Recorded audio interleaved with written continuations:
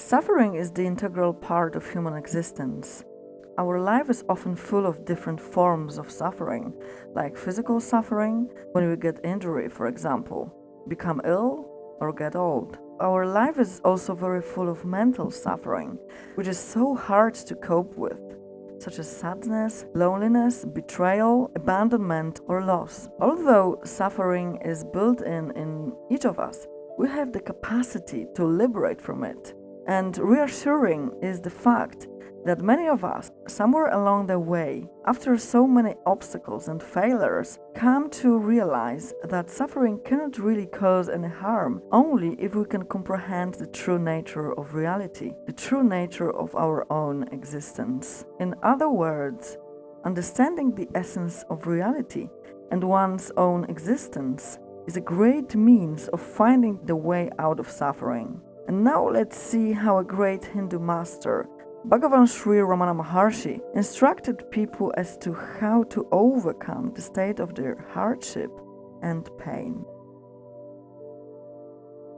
The queries that Maharshi was mostly asked in this issue were very practical because concerned one's private life and relationships. There were cases, of course, in which he had to deal with suffering existing on a global scale, like hunger or sickness, but normally people would visit him to get support in their individual problems. So what Maharshi did to help others is very intriguing, because rather than replying straight away to all of these queries that he was put, he tried to direct his seekers at discovering who it is that seeks help, who it is that distrusts, or eventually who it is that suffers.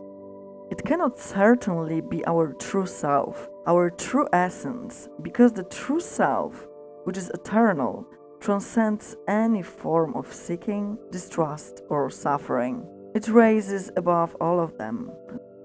Thus the self exists as the state of perfect happiness and great joy that is permanently available to us no matter what. As Ramana Maharshi says, to be the self that you really are is the only means to realize the bliss that is ever yours. Following this, the self should be always our search target, and if searched intensely, it will remove all the suffering. And this is how Ramana talks about human suffering and its origin. Let's listen to this interesting piece of text. The bliss of self is always yours, and you will find it if you seek it earnestly. The cause of your misery is not in your outer life, it is in you as your ego. You impose limitations on yourself and make a vain struggle to transcend them. All unhappiness is due to the ego. With it comes all your trouble. What does it avail you to attribute the cause of misery to the happenings of life, when the cause is really within you? What happiness can you get from these things extraneous to yourself? When you get it, how long will it last? If you deny the ego and scorch it by ignoring it, you would be free. Let's turn to the issue of suffering grief after the death of loved ones, which without a doubt can be one of the most impactful and painful processes to go through. And again, Ramana's explanations for those going through this difficult process are based on explorations of the human ego being the cause of all suffering. He points out that the ego tends to appear and disappear in different states. The ego reveals itself in the state of wakefulness in form of thoughts, and that's why we suffer. And it disappears in deep sleep, and that's why we are perfectly happy then. Going further, the feelings of grief, sadness, despair, or even death of someone who we love are mere thoughts that exist together with the ego coming into sight when we are awake. So basically it is only thoughts that are the culprit of suffering even in the face of death.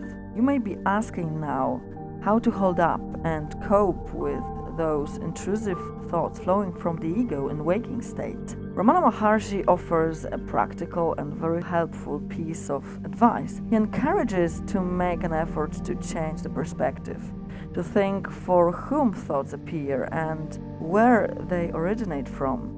Changing the perspective becomes a first step to detach from your thoughts, from your ego, a step to observe, understand, and learn from them. As you practice more and more, you develop the key skills to stand back and become a witness of your mind, which after all are necessary for dissolving the ego. The truth, who you really are, that is to say, the eternal self, becomes attainable. In the space of the eternal self, there is no separateness, but only the Supreme Being. Therefore, there is no room for thoughts of death, sadness, or despair. There is no room for suffering. Let us mention what Ramana Maharshi says about it. If a man thinks that he is born, he cannot escape the fear of death. Let him find out whether he was ever born or whether the self takes birth. He will discover that the self always exists and that the body, which is born, resolves itself into thought, and that the emergence of thought is the root of all mischief. Find where thought comes from, and then you will abide in the ever-present inmost self and be free from the idea of birth and fear of death. Apart from personal failures and misfortune, many visitors to Ramana Maharshi showed great curiosity for how to eradicate suffering around the world, like hunger, poorness, illness, as well as for what meaning has suffering. Is human suffering really bad? Maharshi commented in exactly the same way when discussing about death of loved ones or fear of death, explaining that it's just a matter of state, changing from sleep to waking, that makes us see and encounter suffering or not. And again, let's emphasize that in deep sleep, we remain completely untouched by personal unhappiness or suffering existing worldwide, as we are unaware of them. The state is blissful and perfect, and that is the state of the self. When we wake up, however, the mind starts its workings, functions, thoughts, and that's the state of our suffering and imperfection of the world around. So the remedy for eradicating suffering around the world is not in trying to get rid of world's poorness, sickness, or hunger, as it is physically impossible. The remedy for this is to cultivate analysis of our own ego and investigation of it, and find the true self. Finding the true self in the face of suffering may seem an endless and heavy task to do, but maybe it is suffering that for most people is the means to find it. Maybe if it wasn't for suffering, that is often considered to be the bad thing, there would be no chance or reason to seek the true nature of reality and our existence.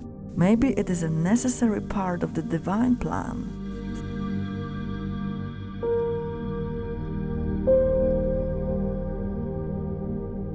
Thank you for watching. If you think the video gives value, like it, share it, and subscribe to the channel. See you